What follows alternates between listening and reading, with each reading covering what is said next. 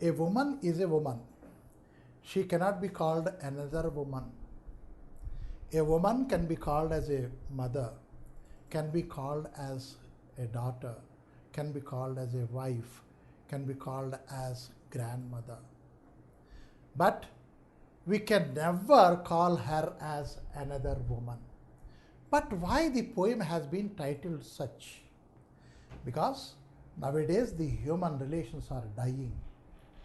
A woman is not looked as if she is a mother or a wife or a daughter.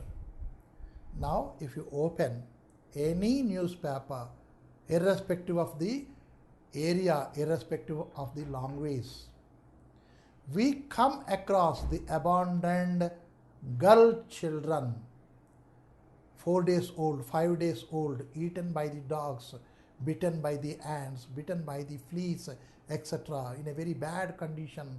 The babies have been retrieved from the dustbins that we are reading. Yesterday I was reading in a newspaper, a newborn baby's, that is girl baby's body was retrieved from the Nalla Cheruvu of Kukatapalli. You see how inhuman the man is becoming. Because it is a baby girl, she has been abandoned, thrown away into the water to die. There the writer wants to call it as another woman. We have a very great respect for the woman. We call it as Amma.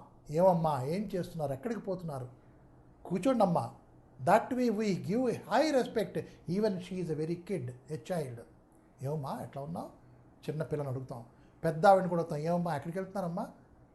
That way we question Amma, we call it her as Amma. And I remember some Hindi poet, cinema song he has written, even the rivers of India are called, addressed as mother. Ganga Maya, Godavari Mata, we call it Krishnamma Galagala. We heard it, all these things. Why? That is, the rivers we call them with a great respect as Amma. That high respect we have for the women in the society. But that relation somehow it is getting stranded somewhere. Why? We do not know. And the rightful answer is money. As long as the man is after the money and power, he doesn't care for any kind of relation. And if at all you are to develop yourself personally, the human relations are the first one which you have to maintain properly. With high respect we have to maintain that. And so the poem is here, another woman. I talked about the infant children, baby children, which have been abandoned, which have been thrown into the dustbins, which have been bitten by the dogs. This all, why I put it is how, what we call as heartless we are for the newborn. And certain people, they are getting abortion. That means at the fetus itself, stage itself, they are getting rid of the girl children. Now, after grown up, from the child to young stage, the girls or the womanhood is being abused in number of ways, in number of means, from here to here. Suppose she has not faced anything up to this stage. She has grown, she studied and learned many things, and she can also earn money along with the man. She has come to this stage. Here, doesn't she have any kind of hardships?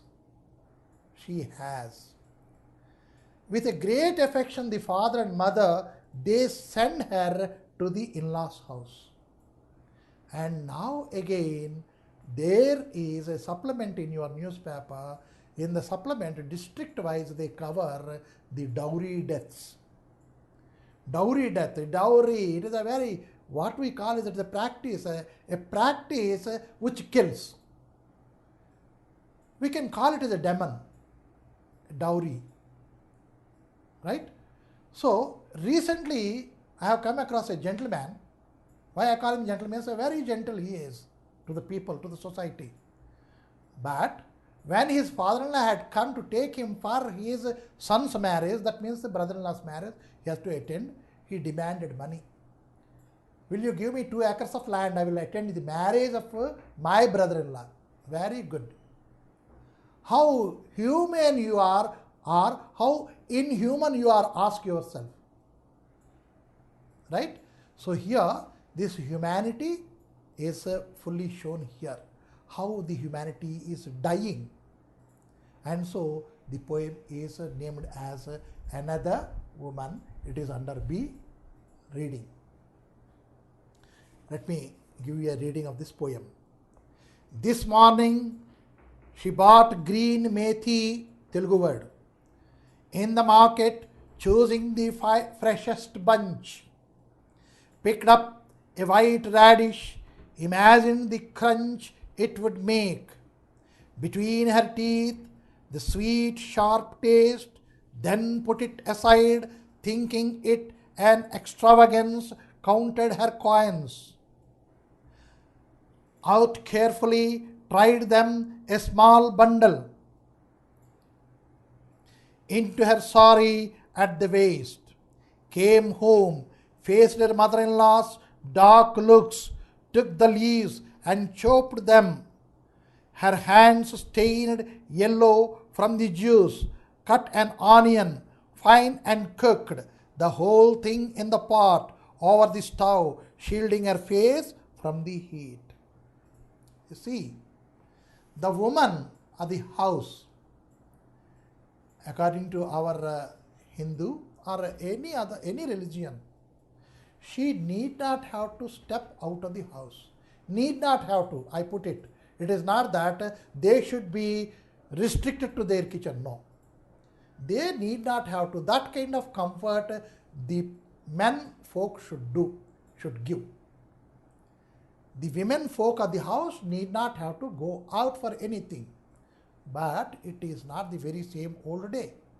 Unless the husband and the wife both work, these 5 fingers will not go up to this. That is the situation now. If at all there should be some savings, if at all the children are to be reared up in a comfort, then both should work. Right? And in that kind of a family, both have respect to each other. But there are certain families, they restrict the women to the house. If at all she goes out, when she comes in, what kind of treatment she has? Here the mother-in-law looks at her with dark looks. Where did you go? See, they knew it pretty well. She had been to the market to bring certain things, vegetables to cook for the taste of the whole family. They knew it. But the mother-in-law looks at her as if she has done something wrong. Right? Here. This morning she bought green methi. She goes to the market. Santaki veltaru. She goes to the market, chooses the vegetable in a very precise manner, in a very precision manner.